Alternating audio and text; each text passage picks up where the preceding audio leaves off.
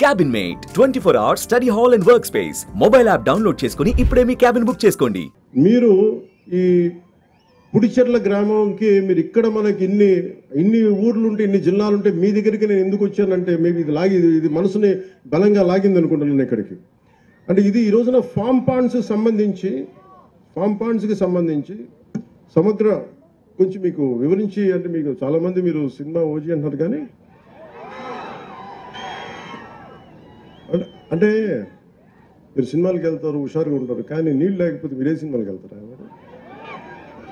అందుకని ఎప్పుడేనంటే మంచి అభివృద్ధి ఉండాలి, రోడ్లు కావాలి, మనకి ఇరిగేషన్ ప్రాజెక్ట్స్ ఉండాలి, పంట నేల పచ్చగా ఉండాలి, ఇవన్నీ కోరుకోవడం. దాంట్లో మొదటిది నీటిని సంరక్షించుకోవడం. మనకి రాయలసీమ నేల నీటికి చాలా ఇబ్బంది పడేది. వస్తే భారీ వర్షం వస్తే, కానీ నిల్వ చేసుకునే సౌకర్యం లేదు మనకి. ఈ నిల్వ చేసుకునే సౌకర్యం మీరు ఊహించండి, 1,55,000 నీటి కుంటలు, 1,55,000 నీటి కుంటలు కానీ మనం ఈ రోజున మన టార్గెట్. ఇది ఒకటే టార్గెట్ పెట్టాను నేను, మే నెలలోపు అయిపోవాలని చెప్పి నేను శశిభూషణ్ గారికి కానీ మన కృష్ణతేజ గారికి అని చెప్పాను, మే లోపు అయిపోవాలి. ఎందుకంటే వర్షాలు రాగానే నీటి కుంటలు నిండాలి. అంటే 1,55,000 పాండ్లు గనక నీటి కుంటలు గనక నిండితే మనకి ప్రకాశం బ్యారేజ్లో 3 TMCలు నీళ్లు. అలాంటిది మనకి 1,55,000 పాండ్లు నీటి కుంటలు కనుక నిండితే 1 TMC వచ్చేస్తుంది.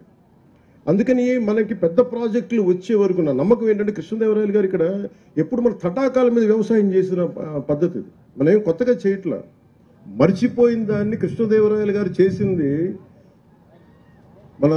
అంటే ఇది రాయలసీమ కాదు, ఇది రత్నాల సీమ. అలాంటి రత్నాల సీమ రావాలి, మళ్ళీ రత్నాలు ఇక్కడ అంటే అంత బలంగా ఉండాలి. ఇక్కడ అభివృద్ధి కొందరికే కాదు, అందరికీ కావాలి. అందుకే ఎకరం 30 సెంట్లు రాజన్న గారికి కూడా ఇది ఎందుకు పెట్టామంటే, ఇది ఆయన బాగుండాలి. కేవలం 30-40 ఎకరాలు ఇంకా పైవాళ్ళు పెద్దోళ్ళు కాకుండా అందరూ బాగుండాలనే ఉద్దేశంతో ఈ ఫామ్ పాండ్, దీంట్లో ఈ 1,55,000 పాండ్లు మనం ఎప్పుడైపోతే sir, we're targeting before May. What is the timeline? End of May. అంటే మే నెలాఖరులో ఇది అయిపోయేలాగా. ఎందుకంటే మనం ఎందుకు ఇంత బలంగా చెప్పగలనంటే, ఒకటే రోజున మనం గ్రామ పంచాయతీలో గ్రామ సభలు నిర్వహించాం. 13,326 పంచాయతీలు గ్రామ సభలు నిర్వహించగలిగామంటే మనకి సత్తా ఉంది, పనిచేసే అధికారుల యంత్రాంగం ఉంది. కానీ వాళ్ళకి పని చెప్పడానికి దిశానిర్దేశం చేసే ఏ స్వార్థం లేని వ్యక్తులు కావాలి.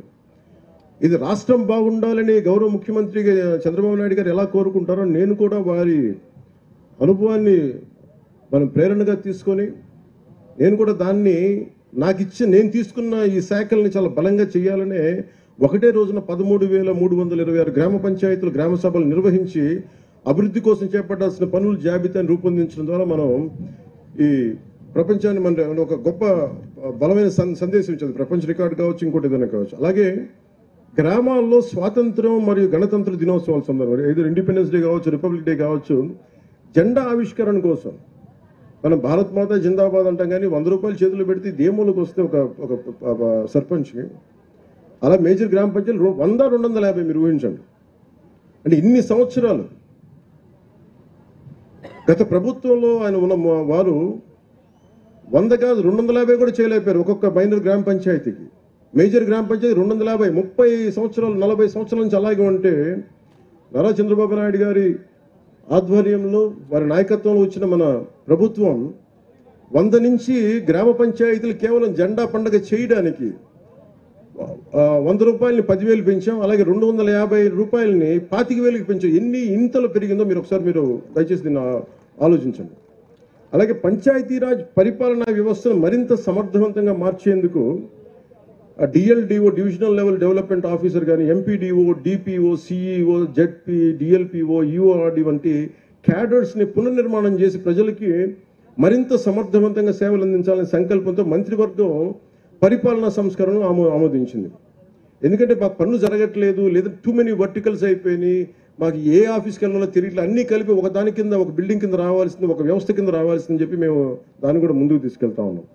అలాగే మహాత్మా గాంధీ జాతీయ ఉపాధి హామీ పథకం గ్రామీణ ప్రజల జీవితాన్ని మెరుగుపరిచేందుకు, ఎందుకంటే మనకు 70% గ్రామాలు మన రాష్ట్రంలో రాష్ట్రంలో 57.92 లక్షల కుటుంబాలకు చెందిన 97.44 లక్షల మంది ఉపాధి కూలీలకి వారి స్వగ్రామాల్లోనే సొంత గ్రామాల్లోనే ఉపాధి కల్పించగలిగాం.